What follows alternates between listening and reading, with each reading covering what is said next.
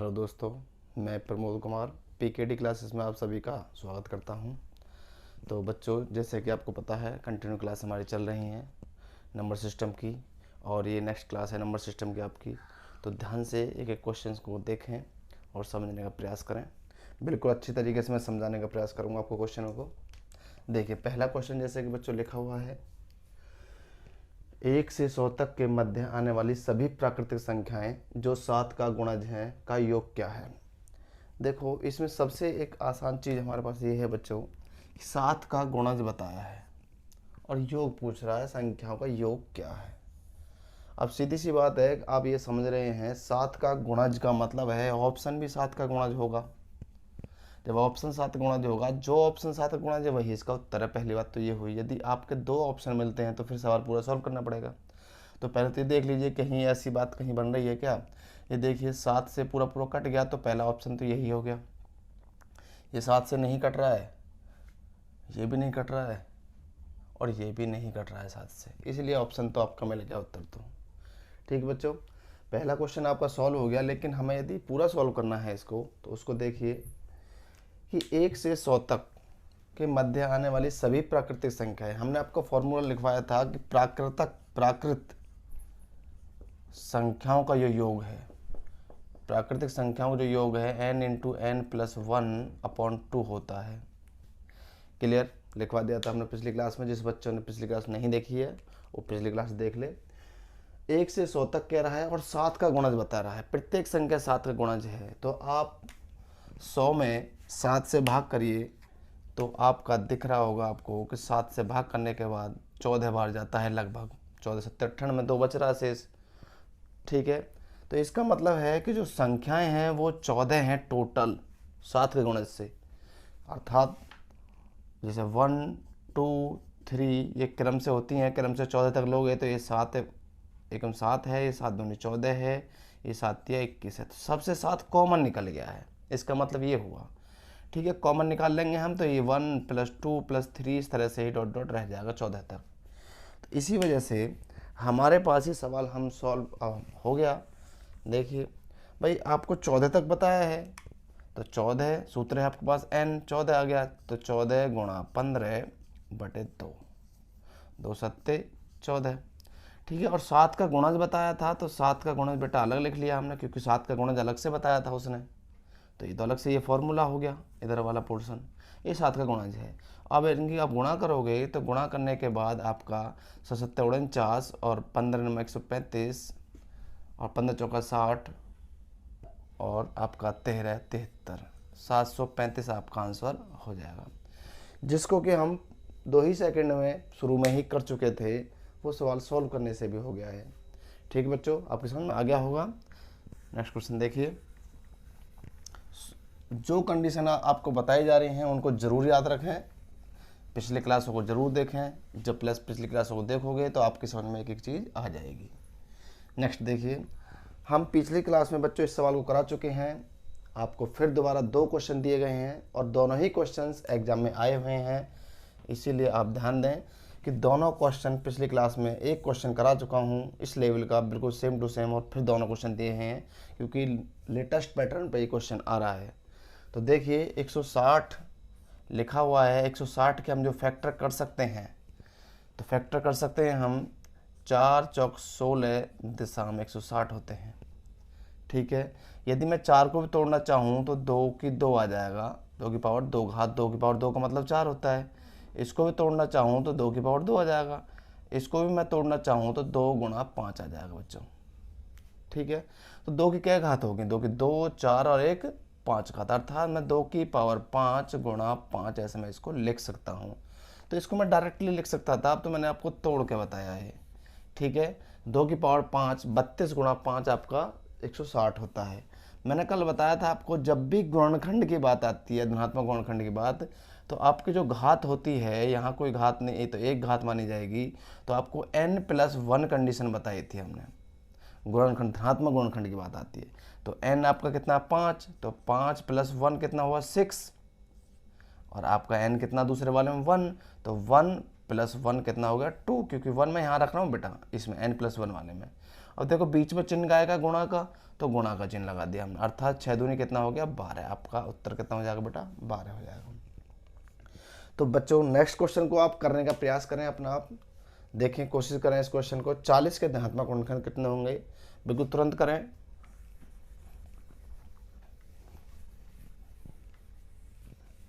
देखिए जिस बच्चे ने कर लिया है वो ठीक है, बाकी प्रयास करें। 40 के धनात्मक गुणनखंड आप देखिए 2 दूनी 4 दूनी 8 पंचे 40 होते हैं। 2 की पावर बच्चों कितना हो गया 3 हो गया। बिल्कुल सेम क्वेश्चन बन गया आपका, देखो 1। अब आप देखें n+1 लगाओगे तो 3 n+1 आपको बताया गया है, धनात्मक गुणनखंड की बात है, ये गुणनखंड की बात आ रही है। तो आपका 3 और 1 4 हो गया, और 1 में 1 जोड़ोगे तो 2 हो गया, गुणा का चिन्ह है तो 4 दूनी 8 आपका आंसर हो जाएगा। क्लियर है? तो आप समझ पा रहे होगे अब क्वेश्चनों को करना, आसानी से क्वेश्चन आपसे हो जाएगा। बस प्रयास करते रहें, मेहनत करते रहें, क्वेश्चन आसानी से होंगे आपसे, और बहुत अच्छी तरीके से आपको क्वेश्चंस में आगे भी कराऊंगा।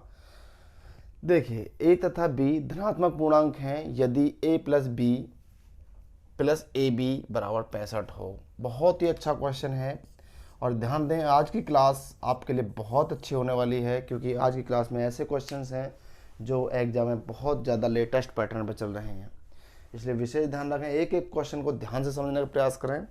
देखिए इसमें कह रहा है कि a + b + ab बराबर 65। अब ये कह रहा है कि जो a और b की जो वैल्यू है वो 15 से बेटा बड़ी नहीं है, 15 से बड़ी नहीं है। ये जो चिन्ह होता है इसका मतलब होता है जिधर ये मुंह फाड़ता है उधर बड़ा होता है, इधर छोटा होता है, ठीक है, इधर मुंह फट रहा तो इधर बड़ा। इसका मतलब 15 से बड़ी नहीं है, छोटी हो सकती है, और ये इक्वल जो लग रहा है इसका मतलब बराबर है, ये बराबर हो सकती है, 15 के बराबर भी हो सकती है। तो अब देखें, यदि हम देखें इस चीज़ को कि भाई ए और बी की वैल्यू क्या हो सकती है, या हमें बाई हिट एंड ट्रायल से सोचना होगा कि 15 बताया है तो क्या 15 को ही हम तोड़ सकते हैं 10 और 5 में। तो पहले इसके चेक करके देख लीजिए, भाई 15 से इसने बड़ा नहीं बताया, ठीक है, तो 15 को हम तोड़ सकते हैं 5 और 10 में। पहले 15 5 10 में देख लीजिए, 8 7 में देख लीजिए, ठीक है, इन चीज़ों में देख लीजिए पहले, क्योंकि इक्वली तो बोला है ना इसने, इसलिए 15 इक्वल लेके देख लेते हैं पहले हम, क्या हमारी इतनी कंडीशन बनती है। अब मैं ए की वैल्यू 10 लेके देखता हूँ, बी की 5 लेता हूँ, दोनों की गुणा करता हूँ। तो अब देखें जरा सबको, देखो प्लस का चिन्ह प्लस लगाया मैंने, प्लस का चिन्ह प्लस, गुणा का चिन्ह इनटू का मतलब गुणा, ए बी का मतलब गुणा में है ए और बी। देखो कितना बेटा 15 और 50 कितना हुआ 65, इसका मतलब हमारा बिल्कुल वैल्यू फिट बैठ गई। अब ये क्या कह रहा है, अब ए की वैल्यू कितनी आई हमारी 10, ठीक है, और बी की वैल्यू कितनी आई 5। अब तो ये कह रहा है ए और बी के मध्यांतर, मध्यांतर का मतलब है इन दोनों के बीच का जो अंतर है वो क्या है। तो अंतर आपको दिख रहा है, 10 में से 5 गया 5, बस खत्म आंसर सवाल। तो आंसर कितना है आपका 5 है बच्चों, ठीक है। देखें नेक्स्ट क्वेश्चन, जो समझ में नहीं आ रहा हो क्वेश्चन तो बेटा दोबारा से एक वीडियो को रोक करके आप देख सकते हैं, बाकी समझ में आ जाएगा एक ही बार में। देखिए अच्छा क्वेश्चन आ रहा है, ये कह रहा है कि कोई संख्या लिखी हुई है 334 गुणा 545 गुणा 7p, और 3340 से बेटा ये भाग करने के लिए बोल रहा है, और बोल रहा है कि p की न्यूनतम वैल्यू क्या होगी, न्यूनतम वैल्यू क्या होगी, मिनिमम वैल्यू। तो p की मिनिमम वैल्यू क्या होगी। तो आप देखिए कि ये इससे बेटा सीधा सीधा 10 बार कट रहा है, क्लियर है। अब आप देख रहे हैं जब यहाँ 5 आ रहा है तो सीधा सा 5 से भी कट जाएगा, 5 दूनी 10, और आपका 5 एकम 5 5 9 45, ठीक है। अब आप देखिए कि यहाँ 2 से कुछ नहीं कट रहा है। अब यहाँ p की वैल्यू क्या हो सकती है बेटा, p की वैल्यू देखो 0 भी हो सकती है, क्योंकि 70 यदि मैं यहाँ कर दूँ तो 0 लगा दो 70 हो जाएगा, 70 2 से भाग पूरा पूरा चला जाएगा। यहाँ पर आपका 1 नहीं हो सकता, क्या 2 भी हो सकता है, तो 2 रखोगे आप यहाँ पर 72 हो जाएगा, 2 से कट जाएगा। इसका मतलब अब ये देखना है कि क्या मिनिमम वैल्यू ऑप्शन में दे रखी है 0, दे रखी है तो फिर 0 है, नहीं दे रखी है तो फिर 2 है। तो देखिए बेटा ऑप्शन में नहीं है, तो इसका मतलब क्या हुआ हमारा 2। तो हमें यहाँ पर p की वैल्यू क्या रखनी होगी, 2 रखनी होगी, और 2 से ये पूरा पूरा फिर कट जाएगा 36 बार, इसका मतलब पूरा पूरा कट गया। तो अब आप समझ सकते हो कि उत्तर कितना हो गया, 2 हो गया आपका। 0 जब रखते जब ऑप्शन में होता, हमारे में ऑप्शन में 0 नहीं है तो नहीं करेंगे फिर उसको हम, बाकी 0 से भी सवाल हो रहा था, ठीक है। देखिए नेक्स्ट क्वेश्चन देखें, क्योंकि क्वेश्चन ही ऐसा दिया है, ऑप्शन पर भी डिपेंड करता है क्वेश्चन कि ऑप्शन क्या कह रहा है। और एग्जाम में आया हुआ क्वेश्चन है ये, ऐसा नहीं है कि मैं अपने पास से बना रहा हूँ इस क्वेश्चन को, आया हुआ क्वेश्चन है एग्जाम में। नेक्स्ट क्वेश्चन देखिए, ए 228 को भाग करता है। बेटा ए 228 को भाग करता है, अब और 18 शेष बचता है। अब देखो यहाँ कोई भागफल आया होगा और शेष 18 बच जाता है, ये शेष है। तो आप जानते हो, आपको पहली क्लास में मैं करा चुका हूँ, ठीक है। जिसको नहीं पता है, जिसको नहीं देखी पिछली क्लास है, वो जरूर देखे। तो मैंने बताया कि इन दोनों के हम गुणा कर देते हैं और इसको ऐड कर देते हैं, तभी तो ये वाला नंबर हमारे पास आता है। और यदि हम डायरेक्ट इसमें से इसको घटा दें तो सीधी सी बात है कि भाई इससे पूरी पूरी कट जाएगी फिर, ठीक भाई। मैं सीधा सीधा 18 को इसमें घटा दूं तो सीधा सीधा इस संख्या से पूरा पूरा कट जाएगा, क्योंकि शेष ही तो बच रहा है ये। जब शेष बच रहा है तो सीधी सी बात है, शेष को आप निकाल दीजिए और इसका भाग करिए, पूरा कटेगा फिर, क्योंकि ये फालतू है अब। तो अब घटाने के बाद कितना बचा, ये बचेगा 210। बच्चों 210 बचा। अब 210 में ए कोई नंबर है और वो पता नहीं कितना है। अब 210 में हम भाग कर रहे हैं, ए से, तो सीधी सी बात है पूरा पूरा जाएगा। क्यों जाएगा, क्योंकि 18 शेष बच रहा था आपका, वो हमने निकाल दिया, घटा दिया हमने। तो अब देखें ए, अब इसमें पहला ऑप्शन 70 है। क्या 70 हम ए की जगह रख सकते हैं? बिल्कुल रख सकते हैं, क्योंकि 70 से पूरा पूरा कट जाएगा। 21 रख सकते हैं, 21 से भी पूरा पूरा कट जाएगा। 35 रख सकते हैं, ठीक है, तो 35 से भी पूरा पूरा कट जाएगा। अब 30 भी रख सकते हैं, सबको ही रख सकते हैं, सबसे कट रहा है। अब सबसे कट रहा है, लेकिन इसने पूछा क्या है, इसने पूछा है हमसे एक आध दो अंकों का सबसे बड़ा मान क्या है। अब सबसे बड़ा मान तो 70 ही आ रहा है, जो ऑप्शन में दिया है वही उत्तर हो जाएगा फिर, क्योंकि ऑप्शन में सबसे बड़ा मान 70 दे रखा है, तो 70 ही इसका आंसर आपका हो जाएगा। बहुत अच्छा क्वेश्चन है और बड़े ध्यान से एसएससी ने दिमाग लगा कर दिया है क्वेश्चन को, सारे ही ऑप्शन दे दिए इस तरह के, ठीक। तो बच्चों ऐसे इस सवाल को करना है। बहुत सवाल हमारे ऑप्शन से डिपेंड करते हैं कि हमें ऑप्शन क्या दे रखा है, उसी के अकॉर्डिंग हमें सवाल को करना होता है। एक ये क्वेश्चन आया है, बहुत गजब का क्वेश्चन निकाला है एसएससी ने। सभी अंकों को 2, 3, 8, 7, 5 का केवल एक बार उपयोग करके, ये 2 है, ये 3 है, ये 7 है, ये 8 है, और बच्चों 7 है, ये 5 है, सभी का उपयोग करके अब 125 से डिवाइड करने के लिए बोल रहा है। अब आप समझते हो कि 125 से विभाजित करना किसी संख्या को, हमने आपको बता रखा है क्या होना चाहिए, इकाई, दहाई, सैकड़ा, अर्थात सैकड़े तक की संख्या, सैकड़े तक की संख्या 125 से कट जानी चाहिए। ये रूल आपको बता रखा है पिछली क्लासों में, चेक करना आप। तो 125 तक, एक सैकड़े तक की संख्या 125 से कट जानी चाहिए, क्योंकि ये 5 की पावर 3 बन रहा है। इसका मतलब 3 अंकों तक की संख्या पीछे से कट जानी चाहिए, ये पीछे मैं बता चुका हूँ आपको। तो आप ध्यान दें इस बात पे कि अब ऐसी कौन कौन सी संख्या बन सकती है। इसने ये बोला कितनी संख्या बन सकती हैं ऐसी। अब ये तो बड़ी अच्छी बात पूछी, इतनी कितनी संख्या बन सकती है। अब निकाल लो जुगाड़, इसका क्या निकालना है। पहली बात तो ये है कि बेटा 5 तो फिक्स रहना ही रहना, क्योंकि 125 से कटना है, 5 तो फिक्स रहना ही रहना है। अब 5 फिक्स रहेगा तो चारों को तो अदला बदली करके लगाया जाएगा, तो 4 ही तो संख्या हुई, क्लियर हो गया, सवाल तो खत्म, बस ये रहा। अरे 5 तो फिक्स है, कोई और संख्या इनमें रख ही नहीं सकते इनमें से हम, जो हमारा 5 से 125 से कट जाए, क्योंकि 5 का फैक्टर 5 ही बनेगा, ठीक है, या 0 बनेगा। तो आपका ये किसी से कट ही नहीं सकता, और क्योंकि 5 का टेबल पढ़ के देख लीजिए आप, 5 5 5 5 आता रहेगा इकाई अंक सभी में ही, मैं 0 आएगा एक जगह, 0 और 5 इकाई अंक होना चाहिए, तभी 5 से कटता है। तो इसीलिए आपका क्या हुआ, ये संख्या के 4 जो अंक हैं बाकी, उन चारों को ही हम अदला बदली करेंगे, तो इसलिए हमारा आंसर तो 4 आ गया, बात खत्म हो गई। अब कहोगे ये हमें संख्या पूछने लगे कोई सी, या हम संख्या निकालना चाहते हैं थोड़ा सा और, तो हम देख लेते हैं, थोड़ा बता देते हैं आपको। और देखिए, देखें, अब सबसे पहली बात तो ये है कि हमारा 5 तो पीछे फिक्स है। अब हमारा 8 7 5, 8 7 5, क्या ये सैकड़े तक की जो संख्या है ये कट रही है? चेक कर लें, 125 से पूरी पूरी कट जाएगी बेटा ये, ठीक है। जब पूरी पूरी कट जाएगी तो अब बची कौन सी 2 संख्या, ये जब 2 नंबर ये बचे तो 2 नंबर ये बचेंगे, तो 2 नंबर में रख दिए, लीजिए रख दिए। अब इन 2 नंबर को आपस में अदला बदली करके भी तो रख सकते हो, क्योंकि ये तो फिक्स हो गए, क्योंकि ये तो कटने वाली संख्या जब भी तो पता लगेगी हमारी। यदि मैं 3 को यहाँ ठोक दूँ यहाँ पे तो 3 भी कटेगा, लेकिन वो देखनी पड़ेगी संख्या 125 से कौन सी कट रही है। 2 लगा दूँ 2 तो कतई नहीं कटेगा फिर, ठीक है। तो अब देखें यहाँ पर मैं अब इनको अदला बदली कर देता हूँ, मैं 3 और 2 कर देता हूँ, उल्टा कर दिया। 875 को सेम रहने देते हैं हम, क्योंकि ये तो हमारी कटने वाली संख्या 125 से, जब तो कटेगी ये 3 अंकों वाली संख्या। पीछे के 3 अंक यदि किसी संख्या कट जाता है 125 से, तो सीधी सी बात है वो संख्या पूरी पूरी कट जाएगी। ठीक है, तो एक संख्या ये बनी हमारी। अब दूसरी संख्या क्या बन सकती है बेटा? दूसरी संख्या हम 375 कर सकते हैं, क्योंकि 75 125 या 375 होते हैं, तो 375, तो यहाँ भी 375। तो बाकी दो अंक कौन कौन से बचे? तो बाकी दो अंक तो हमारे कौन कौन से बचे? अब जो 375 हमने 3 ले लिया, ये 375, तो 2 और 8 तो बचे। तो बेटा 2 और 8 मैंने ले लिया यहाँ पर। अब इनको उल्टा करके लिख दो इधर साइड में, 8 और 2 आ गया।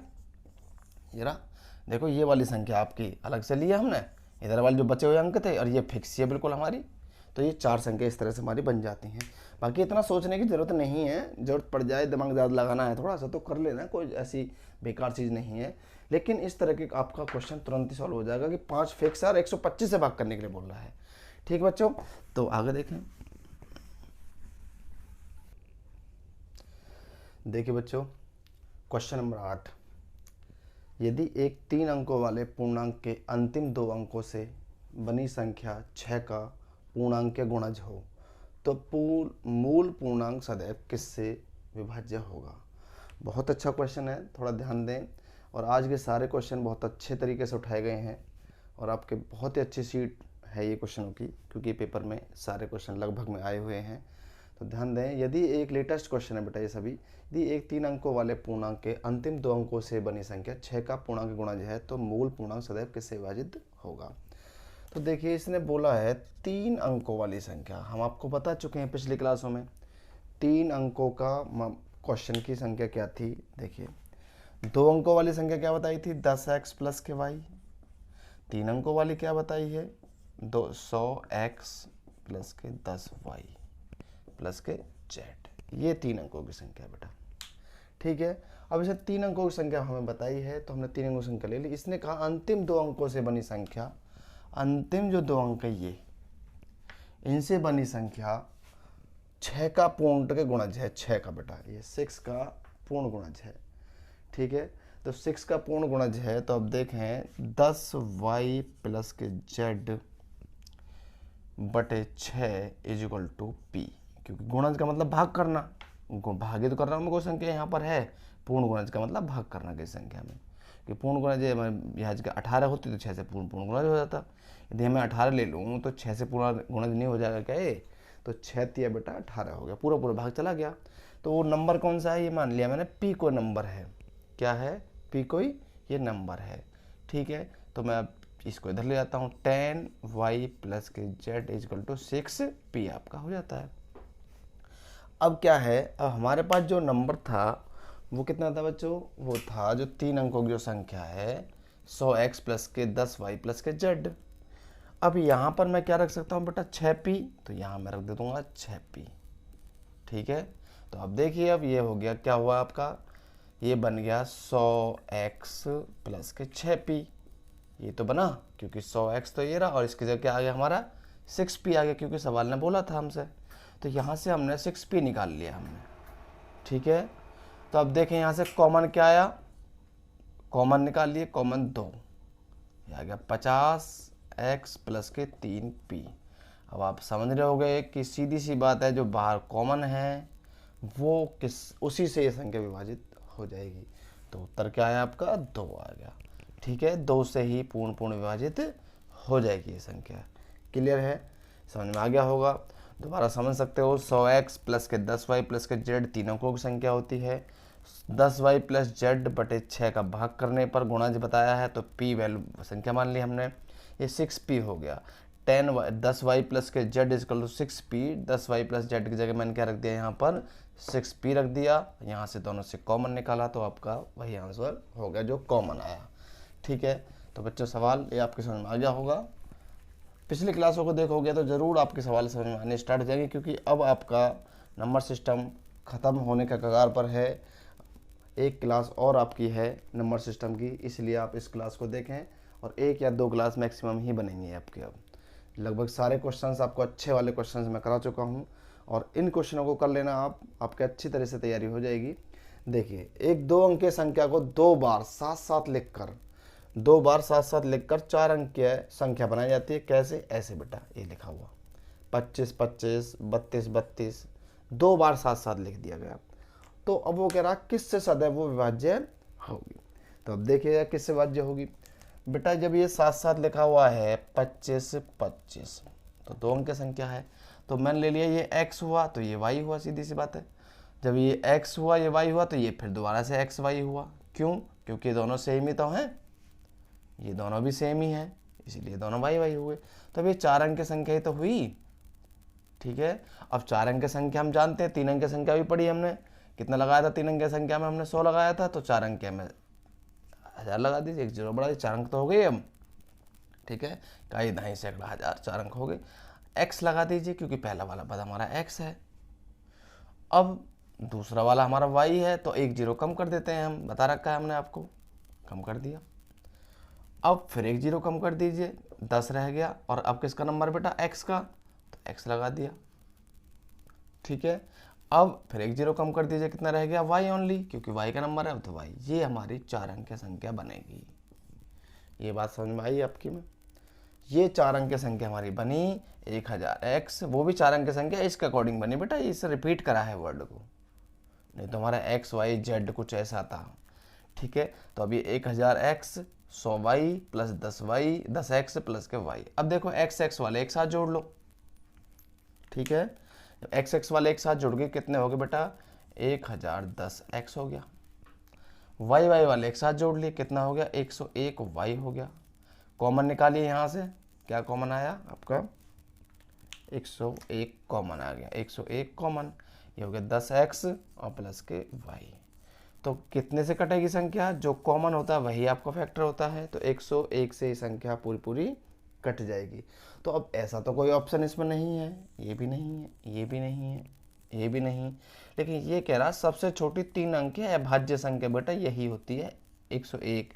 इसको वैसे भी याद कर लें डायरेक्टली, सबसे छोटी अभाज्य संख्या 101, तो 101 से संख्या कट जाएगी। तो ये सवाल समझ में आपके में आ गया होगा। अब इसी तरह से वो 6 अंकों की भी कह सकता है आपसे। ठीक है, अब 6 अंकों की भी रिपीट कर सकता है बेटा, तो आपको 6 अंकों की भी ऐसे ही लिखना है भाई। 6 अंकों की आप लिखना चाहोगे तो सीधे को x y और x y ऐसे कह दे, तो आप देखें भाई 6 अंकों की इकाई, दहाई, सैकड़ा, हजार, 10,000, लाख, ये 6 अंकों की होगी आपकी। ठीक है, अब x लगा दीजिए पहला, फिर आपका y लगा दीजिए एक जीरो कम करके, ये इस तरह से। ठीक है, ये पूछा हुआ क्वेश्चन है, ये भी आ गए। फिर आपका x लगा दीजिए एक जीरो कम करके, फिर आपका एक जीरो कम कर दिए, फिर y लगा दीजिए, फिर एक जीरो कम कर दीजिए। ठीक है, x लगा दीजिए, फिर एक जीरो कम कर दीजिए, y लगा दीजिए। इस तरह से आपका 6 अंकों की संख्या बन जाएगी। तो आप x x वाले एक साथ जोड़ लो, ये वाले बेटा, और y y वाले एक साथ जोड़ लीजिए, तो जो कॉमन फैक्टर आएगा वही आपका आंसर हो जाएगा। तो आप समझ रहे होगे अब। तो ऐसे ही आपको जोड़ना है। 6 अंकों क्या देते बेटा? 6 अंकों की भी आपको कर देनी है, क्योंकि 6 अंकों वाला भी एग्जाम में आ चुका है सवाल। तो आप जोड़ना ही है, जो कॉमन फैक्टर बने वो कॉमन फैक्टर आप निकाल लोगे। ठीक है, नेक्स्ट देखिए क्वेश्चन। 1000 तथा 5000 के बीच कितनी संख्याएं ऐसी हैं जो 225 से विभाजित होती हैं? तो 225 से विभाजित होने वाली संख्या पूछ रहा है हमसे। तो पहले तो हम ये देखें कि भाई 1000 में यदि हम 225 से भाग करें तो कितनी बार जाएगा? तो देखें बेटा 8 बार जाएगा सीधा सीधा। तो 8 संख्या तो ये होगी जो 1000 तक है हमारी, जो 225 से कटने वाली है। और बेटा 5000 आपकी ये है, टोटल 1000 से 5000 तक 225 से भाग करोगे आप। ठीक है, तो अब देखिए 450, 50, 0 और फिर आपके 450, कितने हुई? 22। ठीक है, ये कितना हो गया आपका? 450, फिर 50 बच गया, फिर 450, 22 हुई। अब एक देखो आपकी 5000 तक, 1 से 5, 1 से 5000 तक 22, और 1 से 1000 तक 8। तो उसने तो बीच में से पूछा है, उसने तो 1000 से 5000 तक पूछा है। तो 1000 से 5000 तक पूछा तो आप घटा दीजिए, क्योंकि 4000 बीच में बची, लेकिन 4000 नहीं बची, 399 बचेगी। 1000 तो कॉमन में, तो बीच में तो पूछा है उसने, इसीलिए आपका 22 में से 8 गया, कितना रह गया आपका? 22 में से 8 गया आपका, ये देख लीजिए, आपका बच गया 16 18 14 बच गया बेटा। कितना बच गया आपका? ये बेटा 4 बार गया ये, सॉरी ये 4 बार, 2 चौक 8 25 चौक 4 बार गया, तो 22 में से 4 गया आपका, कितना बच गया? 18। ठीक है, तो आपका 18 इसका आंसर हो जाएगा। एक तरीका तो ये है आपका कि आपने सीधा सीधा उसने बताया, अब पहले हमने 1 से 1000 तक निकाली, तो 1 से 1000 तक 4 संख्याएं ऐसी बनती हैं। फिर हमने 1 से सीधा 1 से 5000 तक निकाली, तो आपकी 22 बनती हैं। उसने बीच में से पूछा है 1000 से बाद में और 5000 से पहले, ठीक है, तो हमने दोनों को घटा दिया, 18 आ गया। एक तो ये तरीका आपका हो गया। एक तरीका ये है कि आप 5000 में से सीधा सीधा 1000 को घटा दीजिए, 4000 बच गया। लेकिन इसने बीच में से पूछा है, तो बेटा आपका बीच में से पूछा है तो 5000 तो कॉमन आ गया इसमें, तो घटने में तो जब 5000 कॉमन आ गया तो बेटा ये आपका 3900, एक और माइनस कर दोगे तो 3999 रहा। इसमें आप 25 से भाग कर सकते हो, जो आंसर आएगा वही आपका उत्तर हो जाएगा। एक डायरेक्ट तरीका ये भी है आपका, ठीक है। लेकिन ध्यान रखें क्योंकि उसने बीच में से पूछा है, इनके बीच, ना कि दोनों को मिला करके, दोनों को साथ साथ कह देता तो 1000 भी शामिल हो जाता और 5000 भी शामिल हो जाता, तो आपका फिर आपका 2 संख्या अर्थात 4001 हो जाता। फिर 4001 में आप 25 से भाग करते हैं, ठीक है। तो इस तरह से आप सवाल को कर सकते हो। वो भी आपको कंडीशन देखनी है कि हमारे लिए टिपिकल क्या बन रहा है। जो टिपिकल बनना है उसको नहीं करना है, जो आसान बनना है उसको करना है। देखिए क्वेश्चन नंबर 11 बहुत अच्छा क्वेश्चन है, आपको पीछे बता चुका हूं मैं। 25 द्वारा विभाज्य संख्याएं, 25 से वही संख्या कट सकती है जिसके दाहिनी तक के अंक 25 से कट जाए। मैं आपको पीछे बता चुका हूं, और 125 वाला भी बताया था आज आपको। 125 से वही संख्या कट सकती है जिससे सैकड़े तक की संख्या 125 से कट जाए, क्योंकि ये 5 घात 2 बन रहा है, इसलिए 2 अंकों तक की संख्या, दाहिनी तक की संख्या, 2 अंकों तक की संख्या 25 से कट जानी चाहिए। तो अब देखें, बिल्कुल आसान सवाल है, बहुत आसान। यदि आप पूरे सवाल को करते, इसकी आपको टेक्निक नहीं पता होती, तो सवाल आपको पेपर में बिल्कुल बहुत टाइम लगा देता। अब आप 5 सेकंड का सवाल में नहीं रहा है। देखो 2 अंक संख्या क्या 25 से कट रही है? बिल्कुल नहीं कट रही। क्या 25 से कट रही है? बिल्कुल नहीं कट रही। क्या 25 से कट रही है? बिल्कुल कट रही है। ये कट रही है? नहीं कट रही। खत्म, मामला हो गया, उत्तर आपका। ये पेपर में आया हुआ क्वेश्चन है, ठीक है। तो ये आपके समझ में आ गया होगा। आपका 5 सेकंड का भी नहीं लगता सवाल, यदि आपकी स्पीड और ज़्यादा होती तो, अच्छी तरह से करोगे तो। नेक्स्ट क्वेश्चन देखें, ये सवाल लिखा हुआ है, इसमें कह रहा है कि 77 से भाग करने पर क्या कंडीशन होगी। तो बच्चे बहुत जल्दी कर देते हैं गलती एकदम से। 70 भाग कर दिया, ये 1 आ गया, 1 आ गया, 1 आ गया, 1 1 1 1, आप लगा दोगे तुरंत कि 1 1 1, जबकि ये गलत है, ठीक है। देखें कैसे, आप सोचो कि यदि हम 77 से भाग करेंगे, इसमें ये लिखा हुआ है हमारे सामने 3 4 5 6 7 और ये है 3 3 6 2 8, ये 8 है बच्चों। जब देखना 77 से आप भाग करोगे तो कुछ नहीं बचा, आपने 7 उतारा, फिर 7 उतारा। जब 2 बार कोई संख्या उतारी जाती है तो क्या लगता है? 0 लगती है, ना जाने की 0। तो फिर 77 से एक बार भाग चला गया। फिर आपने 2 बार संख्या उतारी, ये देखो 1 7 और फिर दूसरा भी 7, तो देखो ये भी फिर 0 लग गई, ठीक है। तो आपका फिर 77 में एक बार चला गया, फिर उतारे ऐसे आपने 77, फिर 77, फिर 0 लग गई, ठीक है। तो इस तरह से आपका फिर एक बार चला गया। ये आपका इस तरह से सवाल बनता है। तो ऐसा कौन सा ऑप्शन है हमारा? ऐसा ऑप्शन हमारा ये लास्ट वाला है, 10 10 और 0, ये लास्ट वाला आपका आंसर होगा, ठीक है। तो जल्दी ना करें सवाल करने में, आसान सवाल भी देते हैं एग्जामिनर, जिससे कि बच्चा जल्दी से, बस कंफ्यूज करने वाले देते हैं, जिससे जल्दी से बच्चा सवाल करे और गलत हो जाए उससे। देखिए ये लिख रहा है 67 की पावर 67 प्लस के 67 में आपको विभाज्यता का नियम पढ़ा चुका हूँ वैसे पीछे, लेकिन फिर भी एक सवाल करा रहा हूँ। देखें, इसने कहा है हमसे कि भाई इससे भाग करने पर क्या शेष बचेगा। अब मैं एक चीज़ जानता हूँ, हम पीछे आपको समझा चुके हैं कि 67 को हम लिख सकते हैं 68 माइनस 1 की पावर 67। क्यों लिख सकते हैं? क्योंकि इसने बोला है हमसे, इसने हमसे बोला है कि 68 से भाग करना है, इसलिए हमने 68 में इसको तोड़ा है। अब 68 में तोड़ा है तो देखिए 68 से तो पूरा भाग चला जाएगा इसमें। यहाँ क्या रहा? -1। अब -1 की विषम घात हो तो माइनस से तो चिन्ह आएगा, आपको बता चुके हैं हम। यदि -1 की समघात हो तो आपका प्लस हो जाता है। -1 की विषम घात हो तो माइनस आता है, तो इसलिए क्या आया, क्योंकि विषम घात है इसलिए माइनस आया। और यहाँ से 67 है आपका। अब 67 में से -1 जाएगा तो कितना बचा आपका 66। तो आंसर कितना होगा आपका 66। और ध्यानपूर्वक सवाल को करें, इसलिए आपका आंसर क्या होगा, इसका 66 होगा। बहुत अच्छा सवाल है, कई बार एग्जाम में आ चुका है, अब ध्यान से सवाल को करना है। चलो देखें, नेक्स्ट देखें।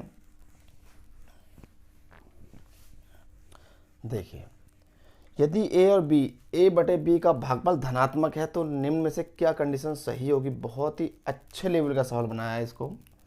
देखो, ए बटे बी का भागफल धनात्मक है तो निम्न में से क्या कंडीशन सही होगी। अब आप सोच रहे हैं, जब धनात्मक आएगा, जो भागफल है वो धनात्मक आएगा, वो कब आ सकता है धनात्मक, वो धनात्मक आपका कब आ सकता है कि जब आप माइनस, मैं कर दूं 10 और माइनस के 5 कर दूं तो आपका क्या आ जाएगा, धनात्मक आ जाएगा। मैं आपका 10 कर दूं, मैं आपका 5 कर दूं तो आपका भी धनात्मक आ जाएगा। अर्थात दोनों चिन्ह सेम होने चाहिए। मैं ऐसे नहीं कर सकता हूं, मैं ऐसे नहीं कर सकता कि भाई ये 5 कर दूं तो माइनस आ जाएगा उस तरफ का। अब देखें इसने क्या बोला, इसने बोला क्या ए की वैल्यू 0 से बड़ी हो सकती है। ए की वैल्यू 0 से बड़ी नहीं हो सकती, ये पॉसिबल नहीं है, क्योंकि माइनस भी हो सकता है और प्लस भी हो सकता है। इसलिए ए की वैल्यू 0 से बड़ी फिक्स नहीं है कि वो हो सकती नहीं हो सकती है, क्योंकि दोनों चीज़ें आ रही हैं इसलिए वो नहीं हो सकती, क्लियर नहीं है। ऐसे बी की वैल्यू भी नहीं हो सकती है, क्योंकि माइनस की भी आ रही है और प्लस की भी आ रही है, दोनों चीज़ दिखाई हैं करके आपको। अब कह रहा है ए गुणा बी क्या 0 से बड़ा होगा, देख लेते हैं। माइनस के 10 के गुणा करोगे, माइनस के 5 गुणा करोगे आप, तो क्या आएगा आपका प्लस के 50 आएगा, बिल्कुल 0 से बड़ा। देखो, यदि मैं अब इसके गुणा करता हूँ, जो प्लस प्लस के 10 गुणा 50 थे, तो आपको वैसे भी दिख रहा है ये 50 0 से बड़ा ही है, तो बिल्कुल फिट बैठा है आपका। a प्लस बी 0 से बड़ा होगा, a प्लस बी 0 से बड़ा होगा, ये कंफर्म नहीं है, क्योंकि -10 -5 माइनस के 15 होते हैं, जो 0 से छोटा होता है, और 10 और 5 15 0 से बड़ा होता है, दोनों पॉसिबल नहीं है। इसीलिए आपका क्या हो गया आंसर, ये होगा। बहुत अच्छा क्वेश्चन है, आपको बहुत ध्यान से करना है। आगे देखिए बच्चों,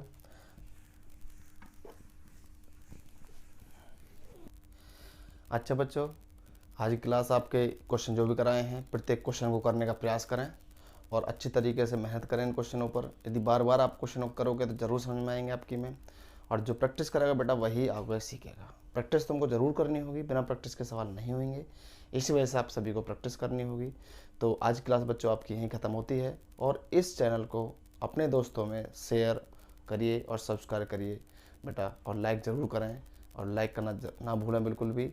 आप मेहनत करें, मैं आपके साथ पूरी मेहनत करूँगा और एक एक चीज़ आपको कराऊँगा। तो कमज़ोर बच्चा भी इन क्वेश्चनों को आसानी से कर सकता है, लेकिन उसको मेहनत करनी होगी। ठीक है बच्चों, ओके बाय।